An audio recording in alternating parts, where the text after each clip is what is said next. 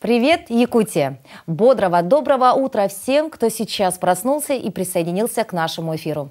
Мы поздравляем всех с новой рабочей неделей. Пусть эта неделя будет насыщенной на хорошие новости и плодотворные дела. Ну а наша команда «Утро Якутии» постарается сделать так, чтобы ваше настроение на протяжении всех рабочих дней было хорошим, а утро максимально полезным. Сегодня мы по нашей новой традиции ожидаем в студии гостя, который составит мне компанию на протяжении всего эфира. Кто это будет, узнаете уже совсем скоро. Помимо этого, вас ждут материалы наших коллег из Усть-Неры. Также мы поговорим с вами о таком интересном растении, как каланхоэ. Узнаем, почему же его нужно держать у себя дома. Обязательно будет астропрогноз, ну и, конечно, полезные советы, полезный завтрак и, конечно же, новости. В конце прошлого месяца в якутских телеграм-каналах появилось видео, как сотрудники ДПС ГИБДД Якутска задерживают во дворах водителя в алкогольном опьянении.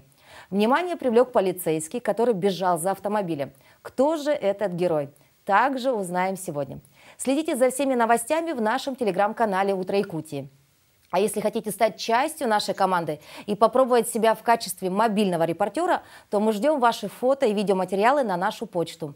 Вы сейчас видите адрес прямо на экране ваших телевизоров. Вот сюда необходимо отправить свои фотографии, видеоматериалы. Возможно, у вас есть полезные советы, либо что-то происходит у вас за окном, на работе, может быть, какие-то забавные случаи. В общем, отправляем свои материалы, мы с удовольствием их опубликуем уже в ближайшем эфире нашей программы.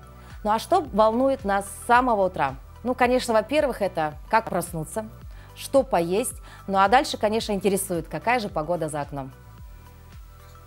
В центральных районах температура воздуха на 6 часов утра была на отметке минус 12 градусов. В Заречной группе 12-33 градусов со знаком минус. В южных районах до минус 13. В Вилюйской группе 16-20, ниже 0. В Нижнеленских 20 градусов мороза. В западных районах 9-16 градусов со знаком минус. В Колымо-Индигирской группе улусов 11 градусов. В Янских 17-27 со знаком минус. На северо-западе до минус 22. В Якутске температура воздуха на 6 часов утра была на отметке минус 12 градусов. Атмосферное давление 750 миллиметров ртутного столба. Ветер западный 3 метра в секунду. Сегодня днем без существенных осадков. Ветер северо-западный 3,8 метра в секунду. Температура воздуха ожидается до минус 11 градусов.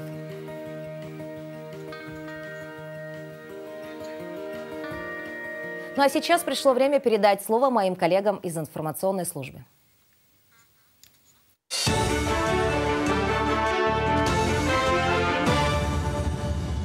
Доброе утро, коллеги! Доброе утро, Якутия! Далее блок новостей. 95 миллиардов рублей дополнительно направят на поддержку льготных ипотечных программ в России. Около 46 миллиардов рублей направят на семейную ипотеку, 41 миллиард рублей на льготную, а также почти 8 миллиардов рублей на дальневосточную ипотеку. Отмечается, что по итогам текущего года в рамках этих программ планируется предоставить порядка 700 тысяч кредитов. По словам председателя правительства России Михаила Мишустина, такая помощь позволит еще большему числу граждан приобрести квартиру в новостройке, частный дом или участок для его возведения. Алроса выставит на аукцион желтый бриллиант весом 31,25 каратов. Стартовая цена королевского кристалла – 300 миллионов рублей. Алмаз добыли в Якутии в 2021 году. Отмечается, что возраст камня более 360 миллионов лет.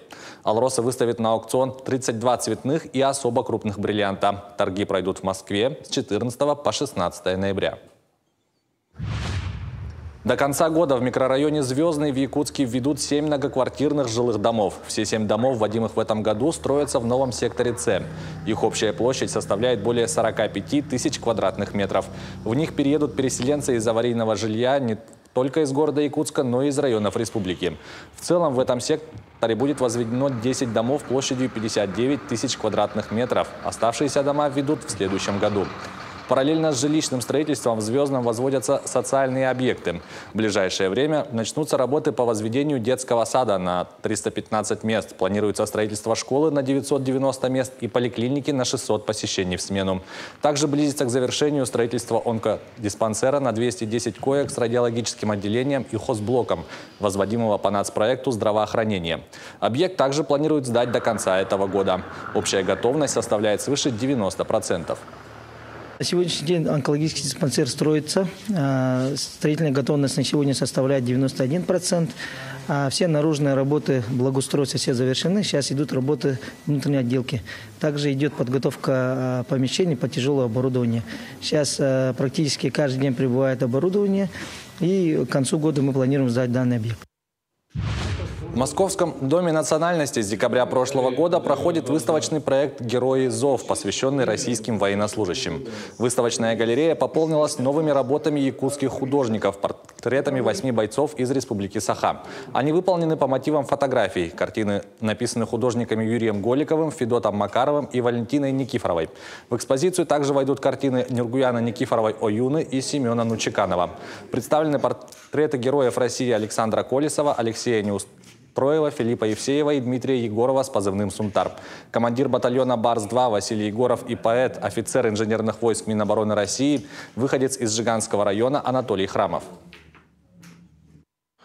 Предложим и нашему музею в Якутии, прежде всего «Россия. Моя история», но могут и другие музеи, конечно, подключиться, Ярославского, к тому, чтобы подобного рода выставки проходили у нас. Эти выставки можно сделать и передвижными, чтобы они проехались по республике, по всем нашим улусам, городам, селам. Вы знаете, закреплять историческую память надо именно сейчас. Анна Трофимова завоевала золотую и бронзовую медали чемпионата Азии по полумарафону. Якутянка в личном зачете показала наилучший результат среди своей команды. Первое место здесь заняла японская спортсменка, а на втором месте оказалась представительница Узбекистана. На соревнованиях засчитывались 3 лучших результата от команд. В итоге сборная Кыргызстана заняла первое место. Второе место среди команд занял Узбекистан, Индия – третье.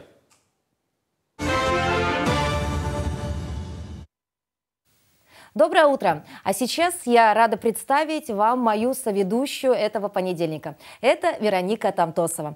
Я думаю, многие узнали уже Веронику, ведь она является у нас ведущей рубрики «Совета юриста». Вероника, доброе утро. Доброе утро, Дарья. Очень рада быть с вами сегодня в понедельник. Вот действительно, особая благодарность вам за то, что согласились, да, на такую авантюру, можно сказать, да. Но вы человек опытный, не впервые вы в эфире. Ну, на самом деле, да, конечно, каждый эфир в прямом эфире — это очень волнительно, безусловно, для любого человека, даже если он имел опыт, тем более, что последний раз я выходила лет, наверное, 12 назад. Но у меня очень теплые воспоминания о программе «Новый день». Я выходила с Эдуардом Рудых, мы совмещали, получается, русский и якутский блок. Это было очень интересно, очень волнительно, и работали мы без суфлера. Без суфлера, то есть текст заучивали наизусть? Да, текст заучивали наизусть. Это всегда было такое волнение, чтобы успеть пообщаться с гостями, правильно сделать подводки. Но была отличная команда, до сих пор многие ребята работают, очень рада с ними иногда встречаться. И особенно в том числе у вас. Ну, здорово. То есть, поэтому, наверное, у вас так хорошо получается вести нашу постоянную рубрику, да? Ну, телезрители, наверное, многие отметили вот эту легкость, с которой вы несете свою мысль, свою идею. Все-таки опыт работы на телевидении уже в вашей карьере, он как-то помог вам? Опыт, безусловно, помог, но, наверное, большую часть играют это судебные процессы, когда нужно донести свою мысль просто, легко и доступно участникам процесса, да, потому что не все являются профессиональными участниками процесса, да, если это общая юрисдикция, то есть городские суды, но и вообще легкость донести кратко свою мысль, в том числе и до судей, да, то есть поэтому. А вообще легко ли быть деловой женщиной? Вот как начинался ваш путь в вашей карьере? Ну, мне повезло, мой путь в карьере юриста был совмещен с семейной жизнью. Моим наставником является мой супруг, то есть начинала я именно как его помощник. Он у меня тоже юрист, поэтому все было легко и просто. Здорово. То есть сегодня вы успешная, так сказать, человек в своей сфере, да? Также у вас, наверное, есть увлечения какие-то еще? Да, я занимаюсь бальными спортивными танцами. Можно уже теперь сказать, что смело я в них вернулась в этом году, в феврале месяце. Мне повезло тоже с тренером. Это профессиональный спортсмен. Это клуб «Квикстеп». Никитин Дмитрий Владимирович. Мы вот пытаемся подготовить программу для категории ПРОМ, то есть когда не профессионал танцует с профессионалом. Не знаю, удастся или нет, пока это все в планах, но мы пытаемся. То есть, Вероника, вы все успеваете? К сожалению, все успеть невозможно, но я очень пытаюсь. Здорово. Вы в отличной физической форме, да? А все-таки придерживаетесь диеты, правильного питания, или это все с танцами у вас связано? Ну, я считаю, что, конечно, спортивные нагрузки – это очень важно, но питание – это залог здоровья, поэтому это еще важнее, особенно так как я мама, я стараюсь подавать положительный пример своей дочке, потому что она тоже спортсмен, тоже придерживается правильного питания. Ну, и начинать хотя бы с завтрака. С завтрака. Ну вот, я думаю, самое время сейчас перейти к нашей постоянной рубрике «Полезный завтрак», где мы еженедельно стараемся рассказать вам интересные рецепты, ну а самое главное, они у нас все полезные. Доброе утро, Якутия! Меня зовут Юлия Заболоцкая-Избекова. Я нутрициолог, специалист по адаптивному питанию. Мы сегодня с вами будем готовить тоже очень простой завтрак. Это просто проще некуда. И при этом он традиционный якутский. Сейчас объясню почему. Якуты раньше всегда в старину употребляли много кисломолочной продукции. И мы сегодня будем ее использовать. У нас сегодня на первом месте будет творог. А также мы используем сегодня сквашенную сметану. Заметьте, это не сливки, это магазинная сметана, где используются гидрофильные закваски, то есть пробиотики и пребиотики. Очень полезный продукт. Вместо сметаны можно использовать также, допустим, сорот. Для начала мы сегодня измельчим петрушечку. Петрушечка всегда добавляет краски лета. Вместо петрушки подойдет любая другая зелень. Если зелень в текущий момент вам недоступна, вы можете, в принципе, заменить фруктами. То есть в данном случае мы готовим просто начинку, которая будет не сладкая, а так можно делать и сладкий вариант. Это может быть и мед, и варенье, и что хотите по большому счету. Вот, готовить мы с вами будем блюдо, которое на Западе называют брускеттой, а в простонародье в России это наш любимый бутерброд. Смотрите, берем соль. У меня здесь гималайская соль калийная, но можно использовать любую обычную, поваренную, например. Калийная соль, она полезная, потому что ее назначают обычно при диетотерапии сердечно-сосудистых заболеваний, ну и для профилактики можно время от времени ее применять. Добавляем немножко свежемолотого перца, просто потому что это вкуснее, чем просто перец из упаковки. И перемешиваем творог со сметанкой. Сметанку мы взяли 15% жирности, творог 5%. Почему не сильно жирные? Ну, знаете, не все люди любят жирную пищу, и когда жирность умеренная, это обычно лучше усваивается человеческим организмом и приносит легкость. Теперь мы будем с вами делать, собственно говоря, базу для нашей брускетты бутерброда. Мы берем с вами сегодня батончик, испеченный из модифицированной муки. Модифицированная мука – это такой вид муки, когда в белую пшеничную муку добавляют какие-то другие добавки. В данном случае их разных видов много. Тут и семечки, как вы видите, да, и ржаная мука. То есть такой вид хлеба, он более полезен, более питателен, и у него энергетическая ценность будет немножко выше, чем у обычного белого пшеничного хлеба. Поджариваем немножко хлеб, просто это и вкуснее, и полезнее. Если у вас есть дома тостер, можете сделать это в тостере. Все, хлеб у нас готов. Не надо его долго держать. Он должен просто снаружи покрыться такой хрустящей корочкой. Это опять-таки делается только для вкуса. Ну и теплый хлеб, он всегда такой, как будто из печи. Это... Ну и, собственно говоря, наша финишная часть. Теперь это все дело соединяем. Зачем человеку нужно есть хлеб, например, да? Вот спросите вы. Да просто потому, что это очень быстрая еда, готовая к употреблению, и она абсолютно не вредная. Если у вас нет каких-либо там противопоказаний относительно переносимости компонентов, бога ради, наслаждайтесь вкусом свежего хлеба. Это вкусно и полезно.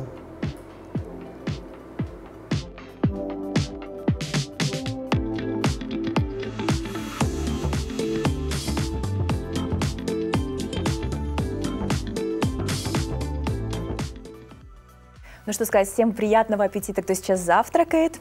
Сегодня, напоминаю, у нас 13 ноября, не просто день, а Всемирный день доброты. Дарья, вот доброта, что для тебя? Ну, ты знаешь, я вот честно думала об этом вопросе, да. Ну, по мне, доброта – это, наверное, какое-то гармоничное существование с собой лично, с окружающим миром. Вот если ты живешь в гармонии, мне кажется, ты автоматически добрый человек. А вот все негативные моменты, вот какие-то злые, пускай моменты, это все вот от этого дисбаланса. Вот по мне так. Представляете, дорогие телезрители, как нам повезло сегодня. Мы такого сбалансированного, красивого человека видимся. Вот начинайте утро с Дарьей, и все у вас тоже будет хорошо. Все будет по-доброму. Но на самом деле доброта для меня, наверное, нечто более большое. Это когда человек готов сделать что-то такое огромное для окружающих. Вот хочется сегодня вспомнить нашего первого президента Михаила Ефимовича Николаева. Сегодня очень значимый день, все, наверное, знают. Сегодня день, когда он родился. И сегодня бы ему исполнилось 87 лет. Вот такой сегодня замечательный день для нашей республики. Да, действительно, сегодня в нашей республике пройдет очень много мероприятий, связанных именно с этой датой, да.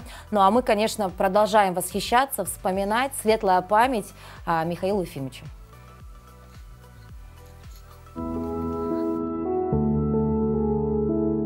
На календаре 13 ноября.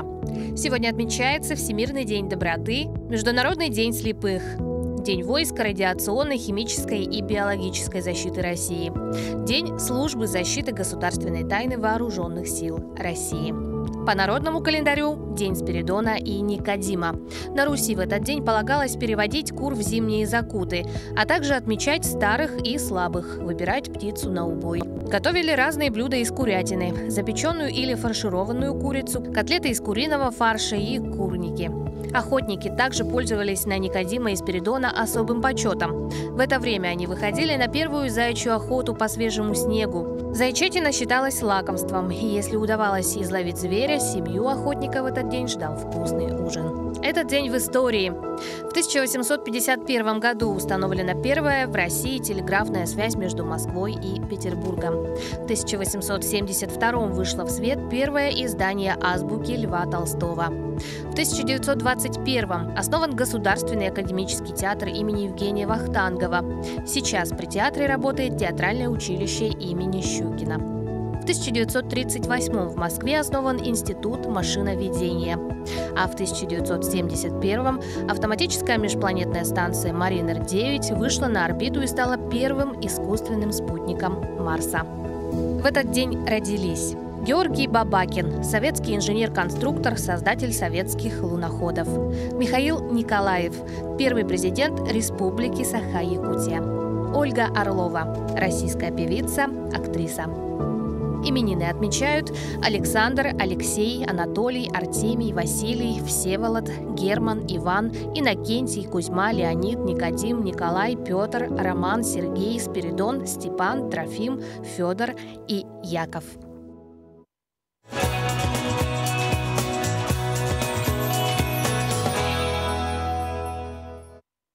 Много сегодня интересных дат. Ну, а хотелось бы отметить, что в конце прошлого месяца в якутских телеграм-каналах появилось видео, как сотрудник дорожно-патрульной службы ГИБДД Якутска задерживают водителя во дворах города в алкогольном опьянении.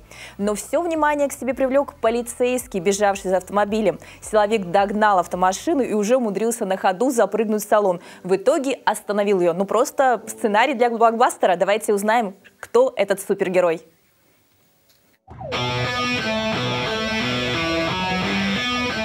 Знакомьтесь с героем.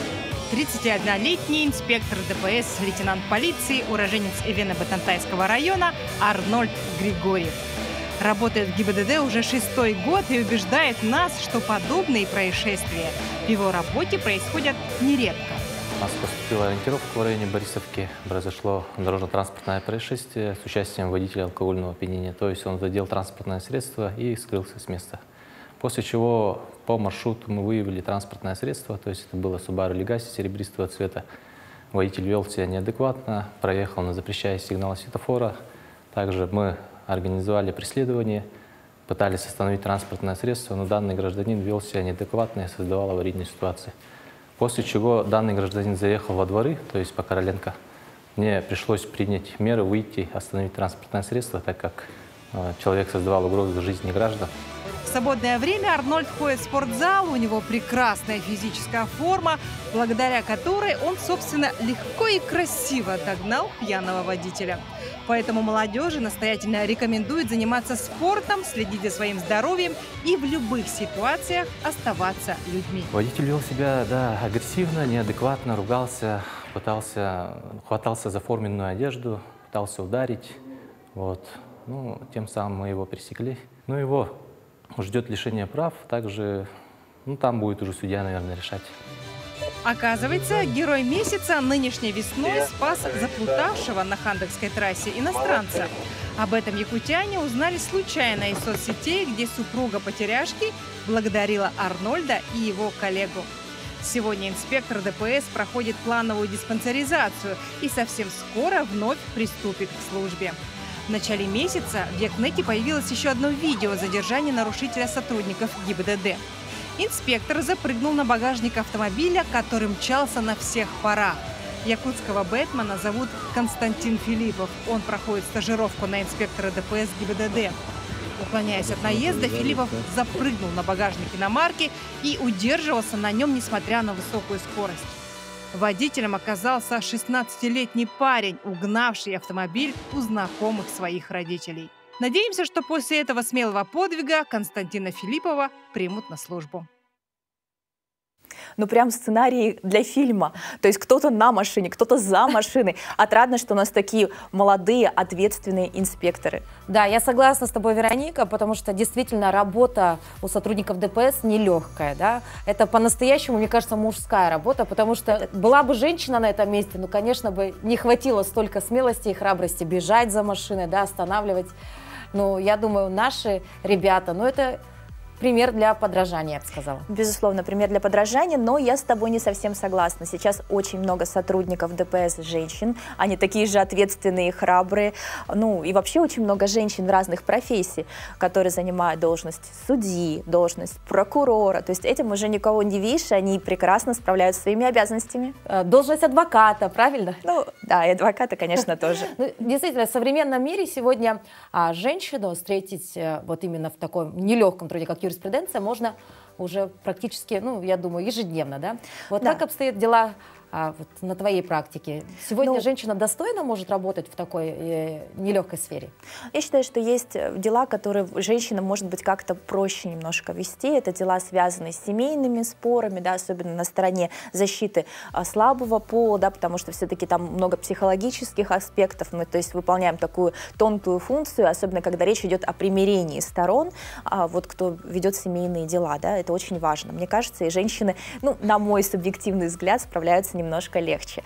Ну и, конечно, у нас очень много судей, прекрасные судьи, представительницы прекрасного пола, они очень много, у них богатый жизненный опыт, они давно работают и, конечно, тоже прекрасно справляются в своей профессии, потому что главная цель, мы, конечно, немножко отошли, но это найти компромисс, то есть суд не должен, он, безусловно, должен разрешить спор, но судьи упорно напоминают, что стороны могут достигнуть компромисса сами, заключить мировое соглашение, это очень важно и обоюдно выгодно для сторон. Ну а как же ты справляешься со стрессом? Все-таки зачастую истории бывают сложные, ты пропускаешь их через себя, соответственно, мы все равно, женщины, как-то ну, как трепетнее относимся к каким-то моментам, и сложно вот держать это все в себе.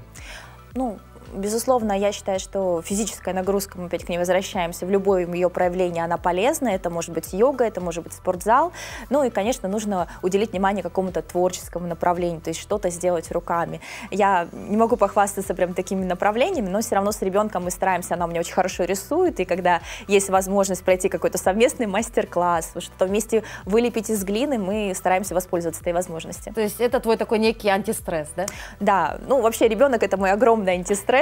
Она всегда меня поражает своей творческой энергией, и мне вот просто повезло, что рядом со мной такой творческий человек растет.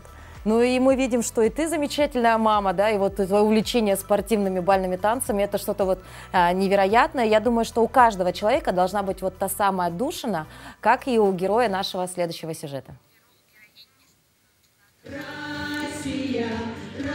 Группа «Левитан» – это составляющая из имен Лена, Вика, Таня, Аня. Именно так зовут женщин, влюбленных в песню. Лена – заместитель руководителя районного управления финансов. Таня – системный администратор Газвыборы по Имиконскому району. Вика и Аня – специалисты районного отдела опеки. И связала их вместе любовь к песне. Впервые это было к 9 мая, по-моему, Виктория предложила всем собраться. Мы как-то все пели разрозненно, каждый там мы с Аней вдвоем, там Таня как вокалистка, Вика сама пела. А тут 9 мая инструментальный ансамбль, чтобы под живую музыку исполнить песню «Священная война». И начали репетировать. Ну вот с этого все и началось. Нам понравилось. И вот после этого мы как-то решили создать свою группу вокальную. Мы сами по себе такие патриоты нашей Родины и, наверное, воспитанные в таком духе. Поэтому у нас более такие патриотичные песни, ну и просто хорошие песни, в которых есть смысл, которые жизнеутверждающие, так могу сказать. Кстати, хочу сказать, что вот Аня, я и Вика, мы в этом году пошли в музыкальную школу для того, чтобы повысить как-то уровень своих знаний. Занимаемся сольфеджио, как первоклассники, хор и на инструментах. Начали учиться играть на инструментах. С момента создания группа принимает активное участие во многих поселковых и районных мероприятиях и уже нашла своего зрителя. Репетировать, где-то выступать, придумывать что-то новое – это уже потребность. Что-то хочется сделать такое интересное, чтобы людям понравилось, что-то донести до людей. Ну, недавно мы посетили поселок Артек. Нас пригласил поселок Артек с концертом, так как у них раньше была автобаза. День водителя для них является таким очень сильным, хорошим праздником. Они нас пригласили, мы выступили.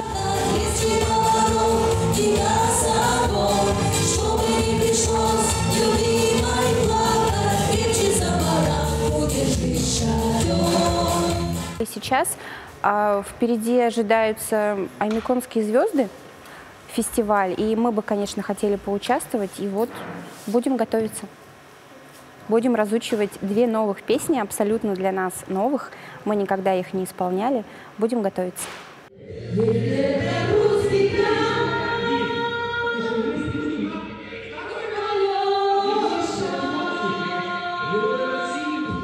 Всех знаю, все очень занятые люди. У каждой и дети, и работа. Но, тем не менее, находят время заниматься своим увлечением.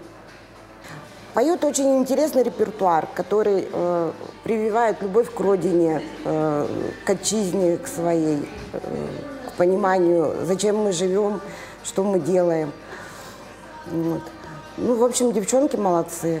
Я очень рада, что у нас есть такая группа в нашей маленькой скромной Уснере. Хоть какой-то лучик тепла и доброты они приносят в нашу жизнь. Иди за солнцем следом, вот этот путь неведом. Иди, мой друг, всегда иди дорогою добра. Как мы сегодня отмечали, 13 ноября – день рождения первого президента Якутии Михаила Ефимовича Николаева. При этом в прошлом году указом главы Республики Саха-Якутия Айсена Сергеевича Николаева 13 ноября был объявлен Днем инноваций в республике. Илдархан подчеркнул, что первый президент, создавая новую Якутию в составе новой России, дал многонациональному народу самое важное – веру в себя и в свои неисчерпаемые возможности, что стало толчком для зарождения особой энергии развития, позволило совершить скачок в экономике.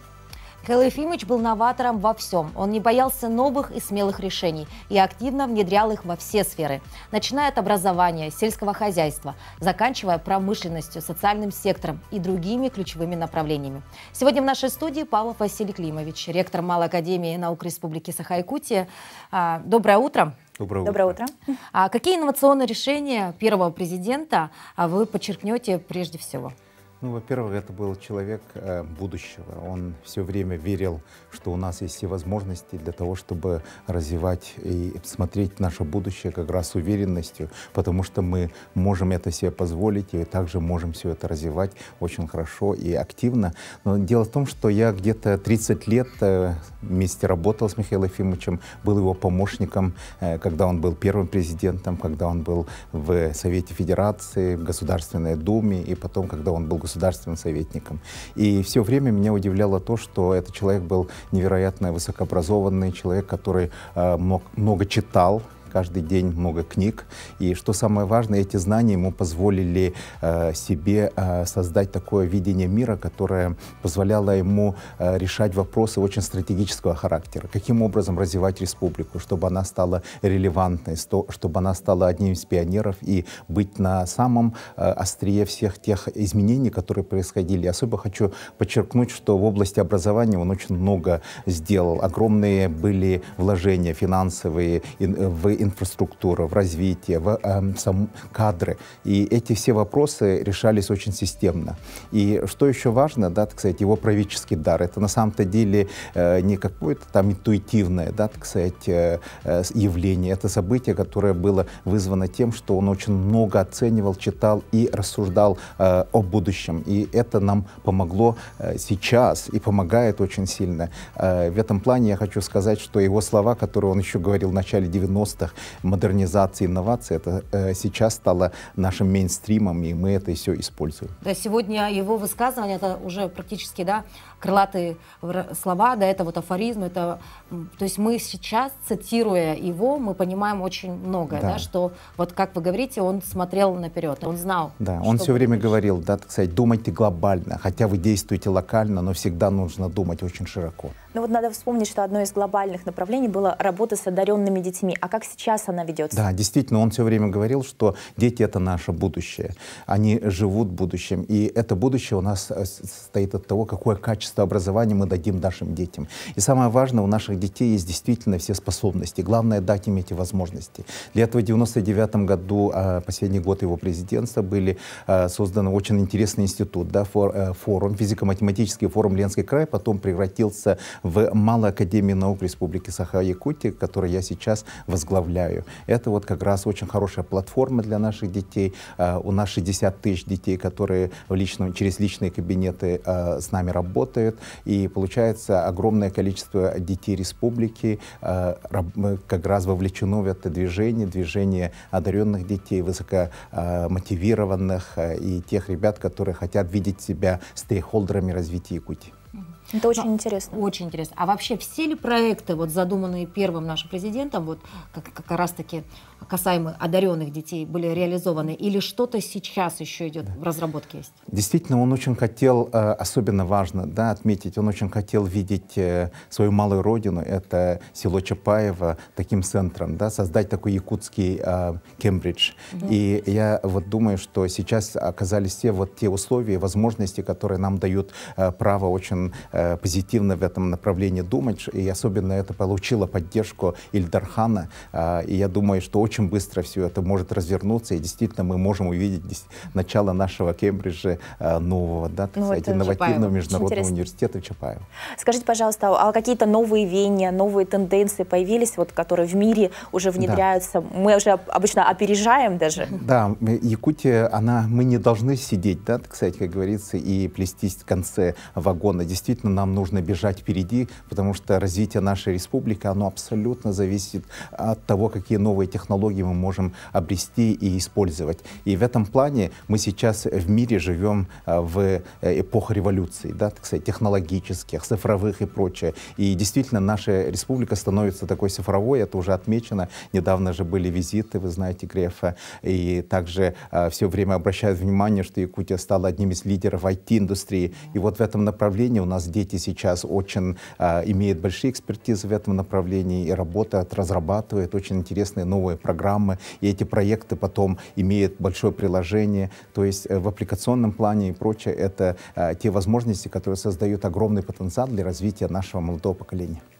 Ну, я думаю, Михаил Ефимович бы гордился, да, результатами вот нашего молодого поколения, потому что он действительно болел душой именно за подрастающее поколение. Но я думаю, наши ребята сегодня, вот, которые приносят такие потрясающие результаты, особенно, да, вот в Малой академии наук, это такой пример для подражания, да.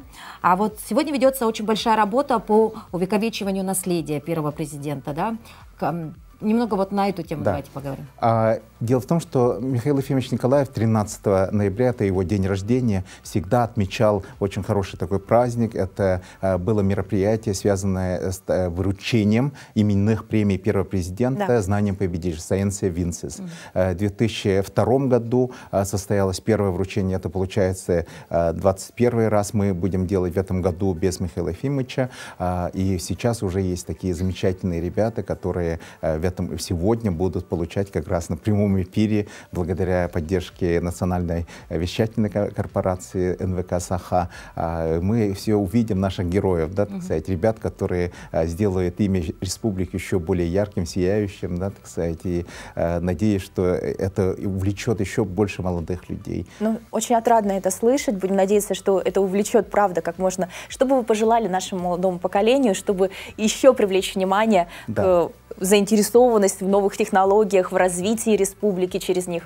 Да, надо сказать именно слова Михаила Ефимовича, который говорил: будьте дерзкими и храбрыми, и всегда пытайтесь идти выше тех задач, которые вы поставили.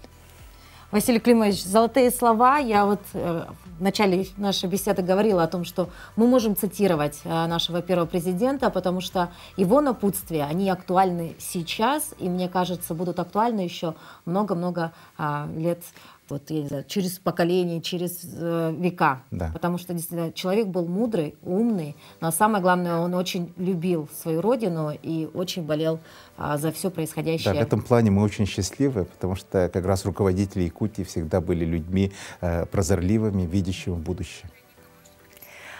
Огромное спасибо, что вы к нам пришли в гости. Очень много интересного узнали. Я надеюсь, что сейчас еще больше молодых подрастающих умов заинтересуются и найдут себя в том, чтобы реализовать будущее именно по напутствию нашего первого президента. Спасибо, что пришли. Спасибо.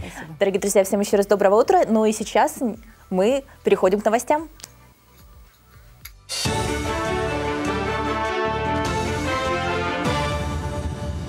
Далее блок новостей.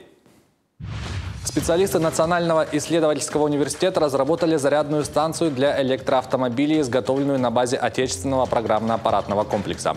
По словам ученых, отличительной особенностью предложенной разработки является начинка зарядной станции. Так, все ее ключевые блоки выполнены на отечественной компонентной базе, включая силовое оборудование, микропроцессорную систему управления, а также программное обеспечение. В 2024 году планируют ввести в эксплуатацию первый опытный образец станции. На сегодня уже есть экспериментальный образец, успешно прошедший испытания. «Наука единая». Фестиваль в смарт-библиотеке посвятили Дню науки и десятилетию науки и технологий в России. Открылся новый проект «Наука начинается с нас». Прошли различные мастер-классы, лекции и многое другое. Приняли участие Якутский научный центр Сибирского отделения Академии наук, Северо-Восточный федеральный университет, Якутский медколледж и Русгидро. Цель фестиваля – объединить людей, которые стремятся к знаниям и исследованиям. Сама идея возникновения проекта у нас появилась еще в прошлом году, в июле месяце. Началось с простых экспериментальных уроков по химии. Потом, как практика показала, то, что заинтересованность среди детей и учителей к данным мероприятиям есть. И уже с февраля 2023 года мы уже официально начали реализовывать проект «Наука начинается с нас», что означает, что от нашего желания зависит изучение каким-либо исследованием, и вообще желание является основой прогресса и развития. Также в смарт-библиотеке прошел отчетный концерт по фортепиано и вокалу. Участниками мероприятия стали воспитанники школы современной музыки «Дом музыкантов». Всего в концерте приняло участие 20 учеников, 10 пианистов и 10 вокалистов. Каждый из участников показал свои навыки и таланты по одному из направлений. Среди зрителей были как их близкие и друзья, так и все желающие услышать музыку. Благодаря таким концертам воспитанники школы привыкают к сцене и выступлениям на публике. Нужно вообще раскрывать свой голос, делиться своим голосом. Для учеников это очень волнительный момент, потому что все боятся выступать. Вот все боятся выступать, и благодаря вот этой возможности мы прорабатываем вот эту боязнь сцены. Как-никак, ученики, как правило, вот все зрители-то, ученики, их родители, да, и они друг друга все поддерживают, и переходя через вот эту стрессовую ситуацию, они вот развиваются и потом, ну как сказать, прогрессируют. В рамках республиканского Турнира по борьбе Хапсагай на призы братьев Наговицыных выявили лучшего хапсагаиста в абсолютной весовой категории. Соревнования проводятся в честь столетия Василия Наговицына, уроженца Верхоянского района. Соревнования собрали около 300 лучших спортсменов с различных районов и городов республики. Выявление победителей проходит среди мужчин по весовым категориям до 57, 65, 75, 85 и свыше 85 килограммов. По итогам выявят лучшего борца республики и отдельно лучшего борца Верхоянского УСа. Победитель абсолютного первенства среди мужчин получит призовые в размере 100 тысяч рублей. Также будут учреждены специальные призы. Напомним, семья Наговицыных известна тем, что в ней выросли 7 сыновей, каждый из которых стал кандидатом или мастером спорта по вольной борьбе. Люди здесь очень любят болеть в Якутии. Из-за этого немножко, даже если это Хапсагай, 4 минуты бороться, все равно волнение присутствует. Но с ним борюсь, не только с соперником, с собой, чтобы это волнение не переполнило. И борюсь дальше. К этому часу это все новости. Желаю хорошего дня.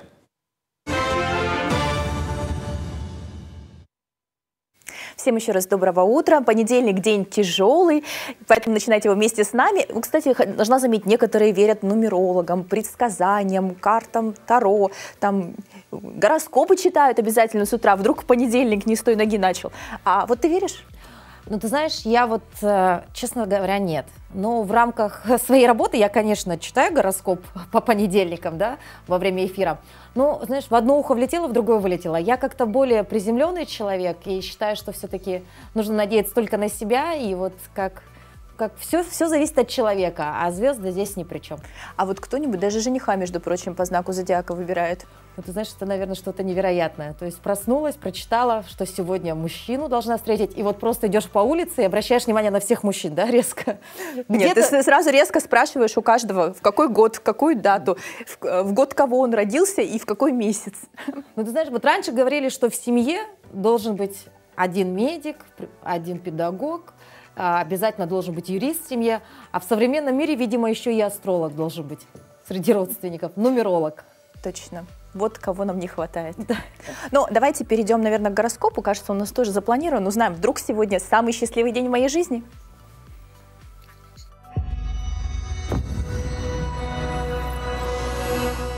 Овен. Неделя выдастся достаточно активной, но вторая ее половина окрасится ностальгическими эмоциями. Возможны встречи с людьми из прошлого, которые всколыхнут огненных представителей знака, погрузив в воспоминания и приятные переживания. Активность в деловой и профессиональной сфере на протяжении недели позволит насладиться результатами уже на выходных. Телец. Намечается достаточно стабильный и благополучный период. Большинство представителей земного знака смогут успешно решить накопившиеся материальные проблемы. Вопросы приобретения имущества, земли, расширения бизнеса, смены места жительства закроются очень быстро и выгодно. И не без помощи друзей или партнеров. Хорошее здоровье позволит достаточно быстро лавировать между текущими делами, интенсивно общаться и уделять внимание спорту. Близнецы. Вы будете поглощены решением внезапно всплывших старых проблем, которые когда-то были задвинуты в долгий ящик. На первый план выйдут вопросы отношений не только с возлюбленными, но и с друзьями. Возможно, о себе напомнят давние знакомые, контакты с которыми были разорваны. Благодаря этому в ближайшие дни появится возможность реанимировать старые связи, которые принесут в будущем не только ощутимые выгоды, но и приятные эмоции. Рак. До четверга представителям знака придется вариться в собственных негативных эмоциях, но потом это состояние резко отпустит. Некоторые смирятся с существующим положением вещей, но параллельно смогут найти для себя некоторые плюсы и даже выгоды от сложившихся ситуаций. Здоровье раков может напомнить о себе простудами в конце недели, а финансовое положение будет достаточно стабильным и удовлетворительным. Лев. Первая половина недели станет достаточно сложной и ментально напряженной. Некоторая конфликтность будет свойственна представителям этого огненного знака вплоть до среды. Профессиональная сфера потребует особенного внимания и активности ближе к концу недели, когда в попытках решить вопросы придется разрываться на части. Особенно это будет касаться тех, кто имеет собственный бизнес или стоит на пороге запуска новых проектов. Дева. Почти всю неделю вы будете заниматься собственными делами и проблемами, чем рискуете навлечь на себя недовольство со стороны близких, от которых посыплются обвинения в эгоизме и черствости. Профессиональная сфера озадачит сложными ситуациями и вопросами, которые придется решать в самые короткие промежутки времени. Самочувствие представителей знака, подверженных хроническим заболеваниям, улучшится к середине недели, что несколько поднимет настроение и заставит быть более любезными, приветливыми со своим окружением. Весы. Первую треть недели вы будете погружены в переживания, связанные с отношениями или родственниками. Вспоминая неприятные моменты, представители знака начнут снова и снова погружаться в негативные эмоции. Профессиональная сфера заставит немного понервничать внезапными ситуациями, но благодаря коллективным усилиям проблемы разрешатся быстро. Скорпион. Вы получите силы и возможности избавиться от некоторых зависимостей, мешающих полноценно жить. В качестве пристрастий могут выступить не только вредные привычки, но и нездоровые отношения, как в романтической, так и дружеской сфере. Работа и дела потребуют принятия неприятных решений, которые, впрочем, оправдают себя в самое ближайшее время. Повышение энергетического потенциала в конце недели станет импульсом для начала новых интересных проектов и изменений в жизни. Стрелец. Намечается эмоционально нестабильная неделя. Спокойнее всего будет тем, кто умеет контролировать свои эмоции, как негативные, так и позитивные. При справедливом анализе дел противостояния удастся избежать. К выходным самочувствие будет прекрасным, а прилив энергии позволит наполнить выходные насыщенными встречами, общением, интересными поездками и знакомствами. Козерог. Неделя обещает быть богатой на поездки и события в профессиональной сфере. Бизнесменам необходимо начать готовиться к серьезным переменам, так как глобальные тенденции начнут оказывать влияние на дела самым серьезным образом. Многие представители знака в этот период сменят работу, пустившись в свободное плавание, а некоторые место жительства, устроившись более комфортно и удобно. Водолей. Профессиональная сфера потребует повышенного внимания и аккуратности, благодаря чему самые скрупулезные личности с успехом завершат рабочую неделю. Здоровье может напомнить о себе тем, кто имеет хронические сердечно-сосудистые заболевания. Здесь будет важна профилактика. В романтической сфере у одиноких водолеев намечается оживление в виде новых поклонников, а у состоящих в отношениях – знаки внимания и подарки со стороны партнеров. Рыбы. Неделя начнется достаточно гармонично и предсказуемо, и вплоть до четверга все будет идти по заранее намеченному плану. Но уже в четверг представители знака могут ощутить некоторый дисбаланс энергии. В зоне риска может оказаться и материальная сфера. Необходимо опасаться мошенничества, не брать в долг и не давать взаймы крупные суммы денег. Что касается романтической сферы, то она обещает быть достаточно приятной и интересной.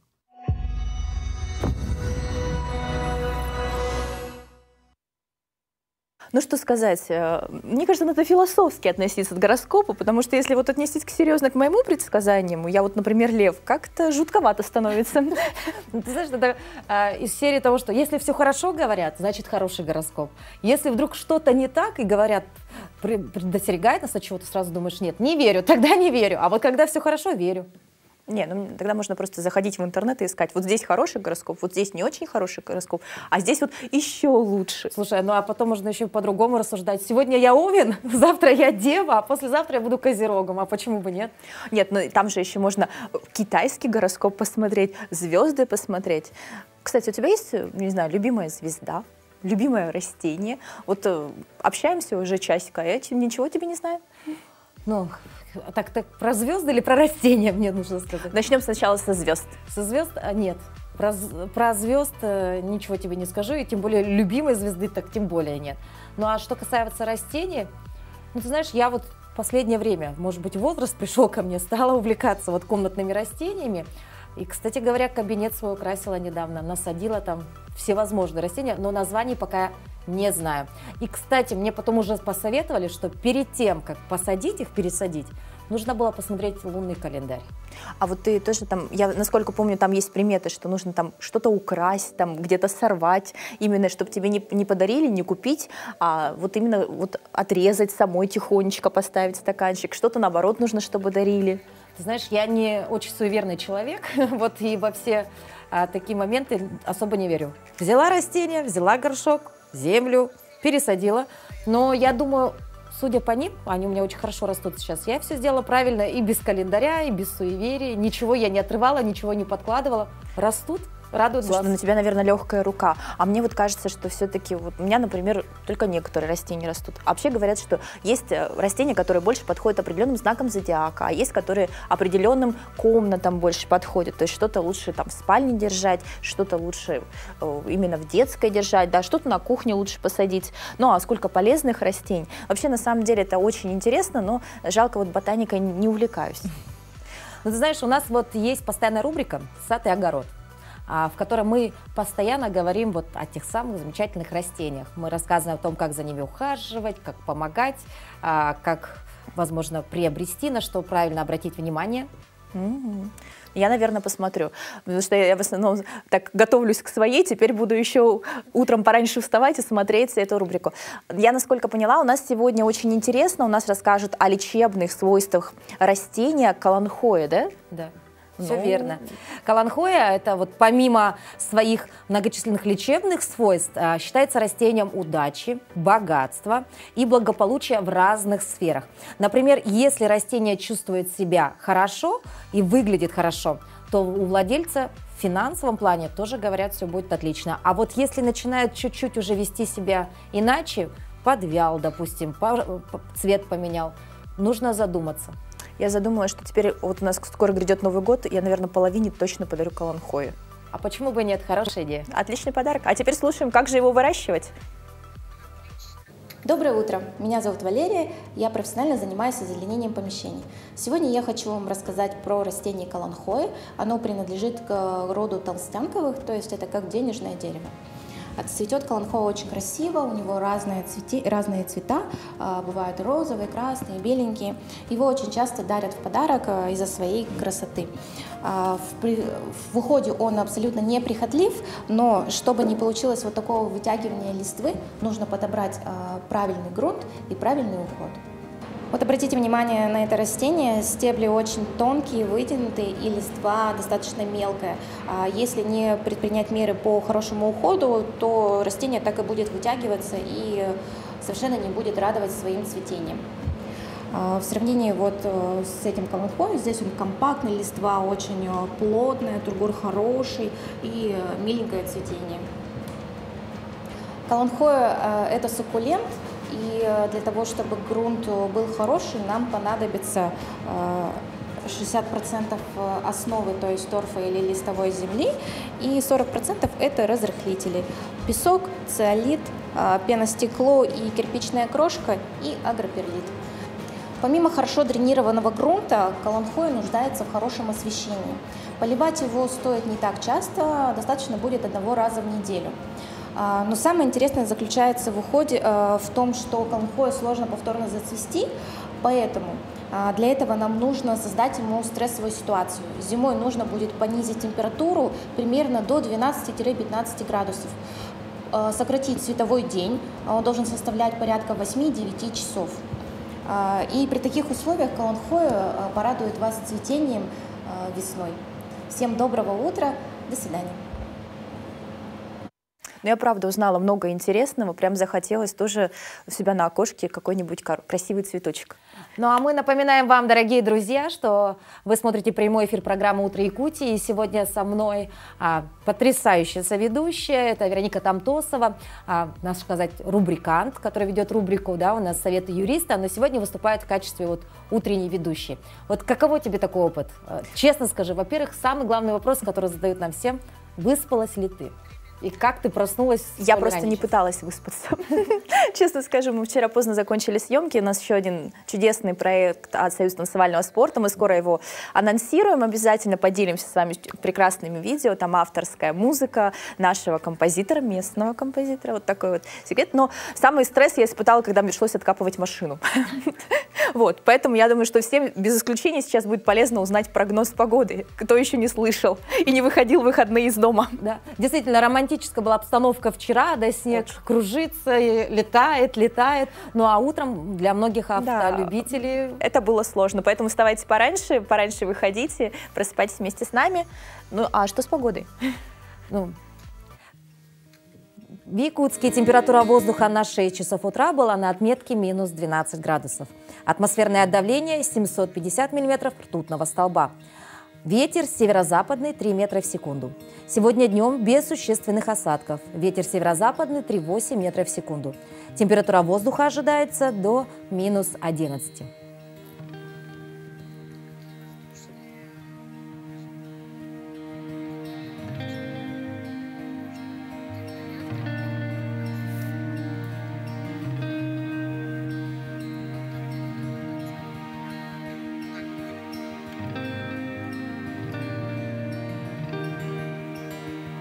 Ну, прям сказочный для ноября прогноз. Хочется, чтобы эта сказка продлилась. Ну и пусть что машину засыпало, зато погулять можно под снегом. Действительно, самое время, вот знаешь, вот прям ощущаешь уже зимушку полноценно, да, вот столько снега, но пока он чистый, пока он воздушный, да и пока температура минус 11, вот всегда бы в такой зиме жить. Но скоро наступят морозы, поэтому, дорогие наши телезрители, сегодня после рабочего дня обязательно возьмите своих близких, прогуляйтесь, я не знаю, подышите свежим воздухом, сходите в парк, потому что это время для нас, для жителей нашей республики уникально. Пока есть возможность, обязательно это сделать и воспользуйтесь прекрасными советами нашей прекрасной ведущей. Огромное спасибо за приглашение. Была рада начать утро в такой прекрасной компании. Начинайте утро вместе с нами. Ну, я думаю, Вероник, мы с тобой не последний раз будем работать вместе. Я думаю, вернешься ты еще к нам, потому что вот та самая доброта, о которой мы сегодня говорили, из тебя она прям вот... Ты светишься добротой, и я думаю, многие наши телезрители сегодня это заметили. Ну тогда делюсь с вами. Хорошего утра. Доброго утра и хорошего дня. До новых встреч.